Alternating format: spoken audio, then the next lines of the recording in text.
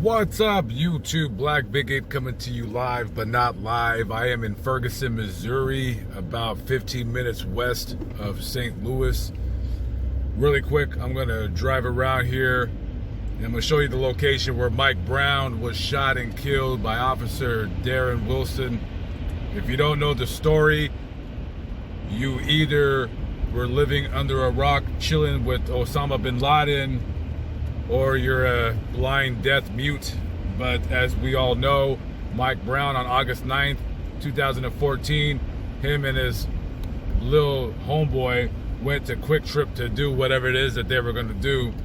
And Mike Brown reached around and grabbed a box of cigars. The clerk at the Quick Trip tried to take it back to him. And if you want to go ahead and look at the surveillance footage, it looked like Mike Brown was trying to make it like he was gonna pop the guy in the face or punch him out. It looked like he was threatening him. He walks out the store, the clerk calls the cops. 5 minutes later, Officer Wilson is driving down the street and he sees Mike Brown and his friend just walking in the street. He pulls up alongside them, tells them to get out of the street, and then just then a call came in saying like, hey, we just got a robbery. The description is a black male suspect, 6'3" to 6'4", over 300 pounds. Oh, well, what do you have it? This is him right here. He tells him to get his hands up. So a fight ensues while Officer Wilson is in his car. And supposedly in his testimony, I believe he said that Mike Brown tried to reach for his gun or something like that. They break up. And according to who you want to believe with the eyewitness testimony, one side says that Mike Brown put up his hands and said, "Don't shoot me," and Darren Wilson executed him in cold blood right there on the street.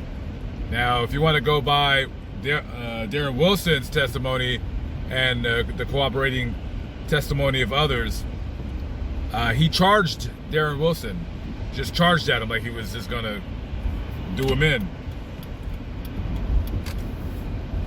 So Darren Wilson ended up shooting Mike Brown about 6 times, 4 times in the chest and twice in the top of the head, which, you know, during the autopsy, they see the entrance wounds on the top of his head, and it fits the testimony that Darren Wilson said, this guy was charging me, I was in fear of my life. Darren Wilson was only 5'8", probably 150 pounds. I mean, Mike Brown, 6'4", 300 plus pounds easily, probably 350. He was a big kid. You know what I mean? And he made a bad choice. Very bad choice. So after the shooting and killing, everyone started coming out of their house. People started rioting. So the good residents of Ferguson, they stayed home because they got to go to work tomorrow. They got other things to do, you know what I mean? But the morons that live in Ferguson, they come out here, start acting a fool, and what do these morons do? They start setting their own community on fire. Black-owned businesses on fire. Now, why you would do that, don't ask me, I have no idea. But they felt the need to go ahead and tear their city apart. And then, of course, CNN comes here and they start dividing the town with their race-baiting asses.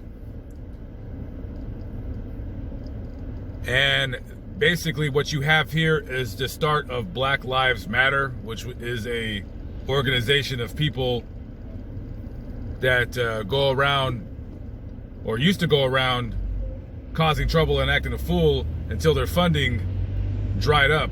You don't hear about Black Lives Matter anymore. But according to them, you know, Black Lives Matter, but it only matters when they're getting shot by the police. If it's black people killing black people, you know, they don't really care. It's only when the person pulling the trigger is white. That's when they really get tight about things. Anyways, so this here is the street. This is one of the main drags of Ferguson. And a lot of people, you might think that Ferguson's like a really bad town. It's actually not. this isn't, to me, from what the couple times that I've been here, this isn't a predominantly black city. It's very mixed. I see, you know, there might be black sides of town, like I'm in right now, but there's Asians, there's whites, there's black. This is a mixed city. CNN came in here and made it seem like oh, this city was like, you know, torn into two and racial tensions. No, that was the media stirring up shit like they always do. Like they always do. It's a bunch of crap if you ask me. Okay, so we're turning on Canfield. This is pretty much the neighborhood where Mike Brown lived. He lived in the project area when I make a left on this street right here. And again, this neighborhood's not that bad. I know a lot of you guys in the comments, oh, I'm from Ferguson, it's this, it's that. No, it's not. No, it's not, because I would live here. If I had a girlfriend, I wouldn't have a problem living here. This ain't, I mean, now don't get me wrong, this is a lower income neighborhood, but it ain't bad. I don't think it's bad. I mean, you got fools probably living here, you know, but I don't, personally to me, it ain't that bad. I've seen way worse. I've seen way worse than this. Trust and believe. This is not that ghetto. It ain't that hood.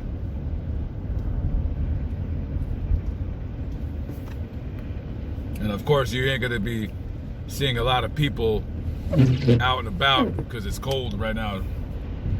They're gonna keep themselves inside.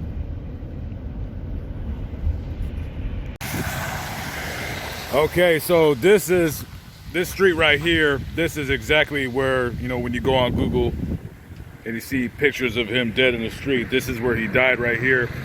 And then they got a plaque for him right here. In memory of Michael O.D. Brown, May 20th, 1996 to August 9th, 2014.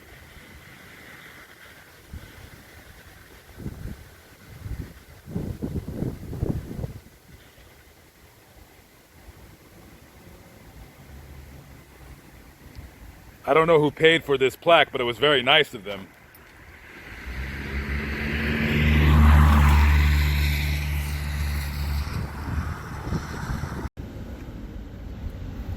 Okay, so that was a quick little tour of Ferguson, Missouri, and a spot where Mike Brown was shot and killed by the police. Okay, I'm going to say this really quick before I end the video. Now, I do have an opinion about the whole shooting.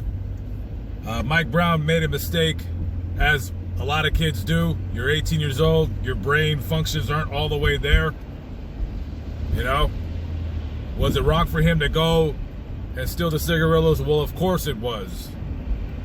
But haven't you done stupid things when you were a kid? I've done stupider things than that. Trust and believe. Was it wrong for him to attack the cop? Of course it was. Of course it was.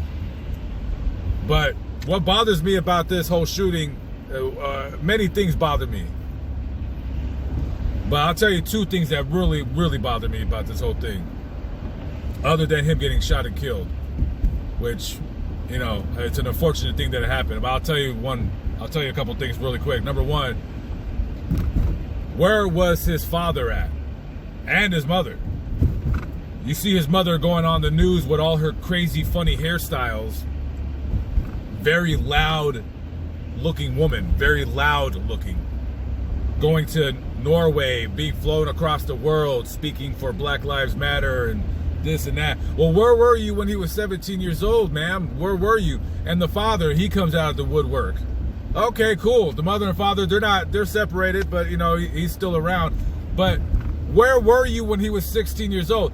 Here's my thing. If I have a kid that's 6'4" and 300 pounds, guess what? Where you're gonna be, son? Guess where you're gonna be? You're gonna be at football practice. You're gonna be his son. If you don't want to play football, that's fine. Okay, cool. Don't play football. You're gonna be doing something. You're going to be doing something. You're not gonna be hanging around in these streets with your dumbass friends acting a fool. You're not gonna do it. And when you're that big, even if you're not good at sports and you don't have the motor skills to do it, you can still get college paid for. You can still go to a Division III school. And his mother wasn't there for him to push that on him. Son, you're very big. Go play football, play baseball, basketball, whatever your sport is. I want you to be busy. I want you to be busy in activities. I would have my son so busy with things, he doesn't have time to go around the street acting like a knucklehead. He just doesn't. And that's why a boy, if you want to raise a boy to be a man, he needs a father in his life. And I don't care if any of you out there, oh, well, I'm a single mother. Okay, stuff happens sometimes, you know what I mean? But I'm a big proponent of both the mother and the father being in the home for your child, for your children. That's just how it is. I don't have any children, so maybe I can't speak on the subject. I'll tell you what, though, if I ever had a child, you best believe there'd be no more Van, no more Bigot channel. No, it'd be raising my son. But, I always try to stay strapped up, That bothered me about that case. That bothered me quite a bit. Anyways, guys, kind of a different video than what I normally do. I'll do videos like this from time to time, so don't be like, oh, this video's too serious. Hey, listen, I got a couple sides to myself, you know what I mean? Anyways, I hope you enjoyed the video. Black Bigot in Ferguson, Missouri. I'll catch up with you guys later. Peace out.